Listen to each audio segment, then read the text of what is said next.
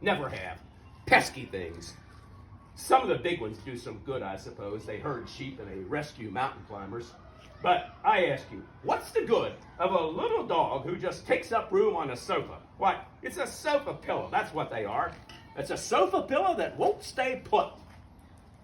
That dog next door was one of those four-legged sofa pillows. He was a no-good, pesky dog. Name was Punchkin or Munchkin. I never could get it straight.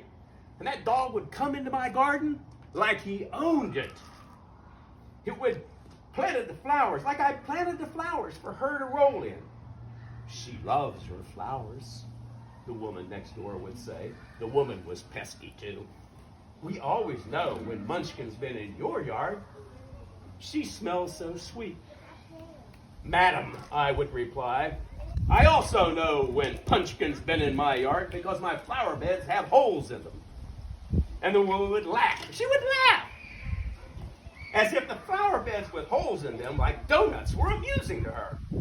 Now, this year, I was given a great honor.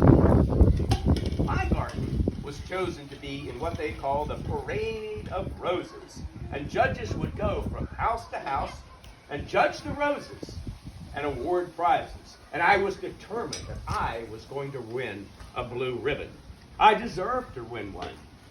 My roses, particularly my Lady Diana and my Lord George, well, they were things of perfection.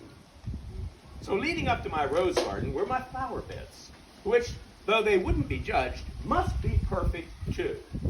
That's why it was so pesky to come out and see a round pumpkin-sized hole in my flower bed and in my begonias. So the other morning I came out to work on my roses, and there was Munchkin, sitting in the middle of the path, that pesky look on her face. I said, what is it now? And I looked over, and there are two weeds sticking up in my petunia patch, and I bent down to pull out the weeds. And Munchkin rushed forward and grabbed my sleeve. Now you've gone too far, I said to that dog. And I tried to shake my arm loose, but he wouldn't let go. And I looked over at my petunias, and then I saw something was curled up beside the weeds. A copperhead snake was curled up watching me, flicking out his tongue. Well, I got out of there quick, and I took Munchkin with me. I had to. Well, she still had her teeth in my shirt. And I got a hoe, but when I got back to the petunias, the snake had the good sense to take itself out of there. Never saw the thing again. And that's what Munchkin did. I did win a blue ribbon for my Lord George rose, and when I got it, I took it right next door, and I gave it to the lady. For Munchkin, I said. Munchkin, she said. Whatever. I give the dog credit. That dog saved me from getting a snake bite. And even a pesky dog can turn out to be a hero. And Munchkin is mine. The end.